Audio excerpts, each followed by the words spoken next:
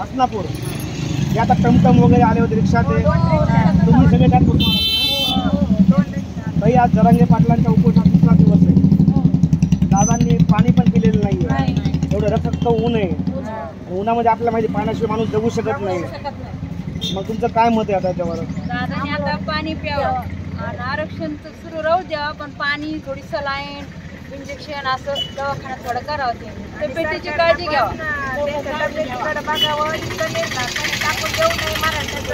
मराठ्याच्या जन्माला येऊन का त्यांना पुन्हा केला का मराठ्याच्या जीवावर सारे जगते, तर मराठ्याला आता आरक्षण द्यायला सरकार शिंदे सरकारला काही वाटायला पाहिजे की सगळ्याचा दबाव खाली यायला नाही पाहिजे त्यांना बी.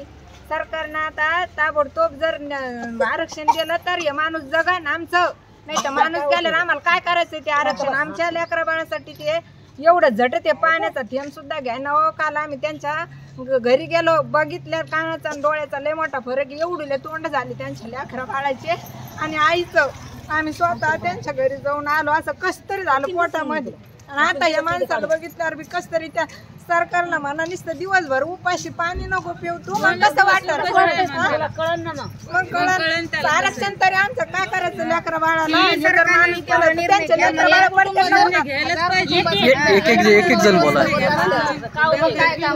आज आमचंच मरायला लागलं ना, त्यांचं जगून काय कामाचं आहे?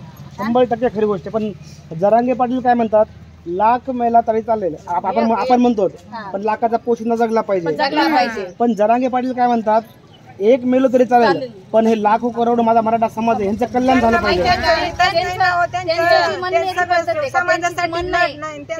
सरकारपेक्षा मोठं मन आहे त्यांच्यावर. त्यांनी ते खुर्चीसाठी लढणारे नाही, ते लोक खुर्चीसाठी लढणारे. जेवढे जरांगे पाटील आमच्यासाठी लढते तेवढे सरकारने सुद्धा आमच्यासाठी काहीच केलेलं नाहीये आणि करणार बी नाही, कारण त्याची सांगतीच शंकता. कारण आमचे जेवढे जरांगे पाटील आमचं करते ते आमचं करू शकत नाही, ते आमच्यासाठी मराठे सरकार कोणासाठी? सरकार आम्हीच उभं केलंय ना. आज आपण बाटल्या घेऊन आम्ही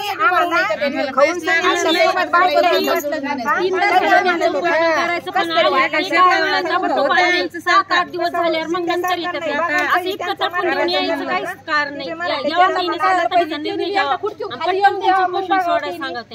म्हणजे सरकार वाट बघतंय, उपोषण कधी अजून लांबतंय, ह्यांना काहीतरी होतंय.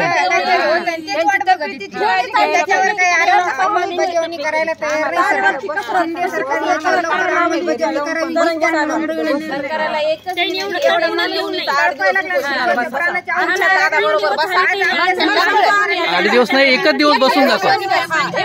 मित्रांनो तुम्ही बघू शकता महिलांचा गावागावातून जे महिला येत आहेत त्यांनी इथं येऊन बसून दाखवा म्हणा आम्हाला, मग पाठा त्यांची कसं खुर्चीवर बसायचं, कसं उपोषणला बसायचं लागत होत त्याला. आज 3 दिवस झाले तर दादाची तब्येत आज खालवली, तरी पण सरकारने लक्ष दिलेलं नाही. आमच्या 12 दिवसाच्या उपासावाल्या इथं इकडे बघ, त्या उपासावाल्या कोण हे उपासावाले ना खाल्लेलं तरी सुद्धा कसं व्हायला लागलं हिला. आणि फक्त तिखट नाही खायचं, तर यांना कळत नाही कशी कळकळीचे डोळ्याला अक्षरशः घरून विचार करून आले की आम्ही गोड खातो, फक्त तिखट खात नाही, तर आम्हाला कसं व्हायला लागलं या उन्हात. पाणी पितो आणि त्या माणसाच्या पोटावर सारखं रडत येत्या. 5 जणीला उपास आहे आमच्या ह्याच्यामध्ये, 12 सूर्यनारायणाने त्या सरकारला बघावं बाय आता कडकड होणार. जसं आमच्या काही म्हणलं ना तसं दबाव त्यांच्यावर येणाऱ्या याला निवडणुकीला त्यांच्यावर तपल्याशिवाय जर आम्हाला दिलं त्यांनी तर त्यांच्यावर सावली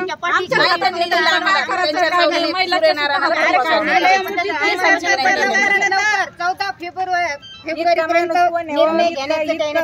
14 फेब्रुवारीपर्यंत निर्णय होईल, पण तोपर्यंत आपल्या पाटलांना काही झालं नाही पाहिजे. तर सगळ्यांचं म्हणणं एवढं जरांगे पाटलांनी पाणी तरी पिलं पाहिजे. केलं पण नाही घेतलं नव्हते सरकारनं. सरकारनं माघार घ्यावा. जरांगे पाटील कडक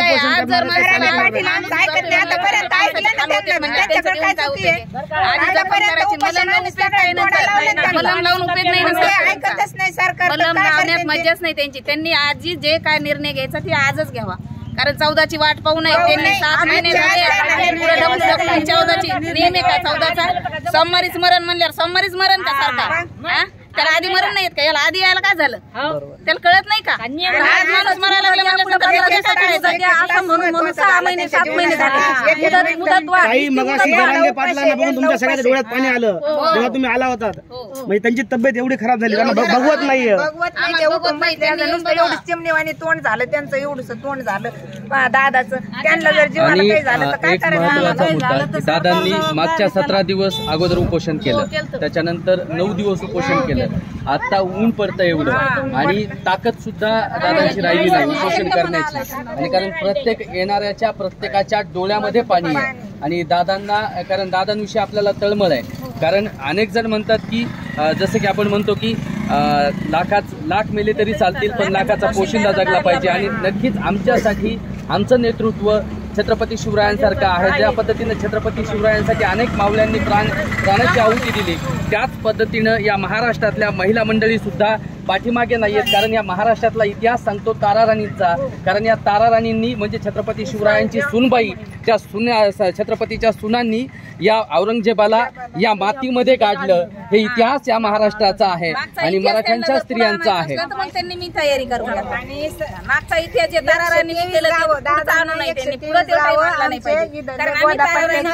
हक्काचे ठरवलेले महाराष्ट्रात दूर. पण या 123 गावातल्या बाया सरकारला सोडणार नाही म्हणजे नाही. जर त्यांना जर आजच्या आज त्या सरकारनं दखल घ्यावी या जीवनाची, जीव आहे उपोषणाची, आरक्षण तर नंतर. पण हे जर तुम्ही सांगा जीव गेलेलं येईन का? आरक्षण पुन्हा डबल हे रद्द झालं तर पुन्हा कोणीतरी उभा राहील. पण हे जीव गेलेलं येईन का? हे जीव गेलेलं सरकारनं आणणार कोणीच नाही. म्हणजे तुमचं म्हणणं आहे जरांगे पाटलाच्या जीवाची किंमत ही सरकारला मोजायला लागणार आहे. सरकारला त्याच्यामुळे 123 गावातल्या महिला तर सोडणारच नाही.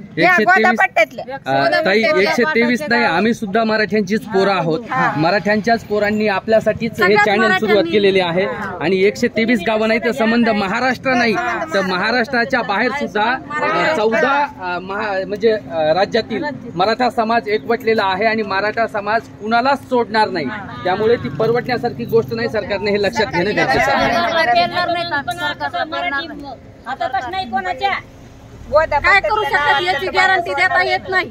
आम्हाला बऱ्याच सीट टाकून जर एकत्र आले खांदून जर खाता येते म्हणल्याच्या नंतर आम्ही ह्या सरकारला काय करतो याचा विचार नाही.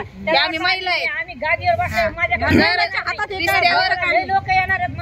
जर रिस्त्यावर जर आम्ही भाकर भाजू शकतो तर या सरकारला काय भाजू शकत नाही याचा विचार फक्त त्यांनी करायचा. आता हे पुरुषांपेक्षा महिलांनी हे जास्त. सर्व महिलांकडून सरकारला आव्हान आहे की जरांगे पाटलांचं उपोषण त्यांनी लवकरात लवकर येऊन सोडवावं, त्यांच्या मागण्या पूर्ण कराव्या. आमच्या मागण्या त्यांनी पूर्ण कराव्या. एवढी विनंती आहे. कोणत्या गावचे आपण?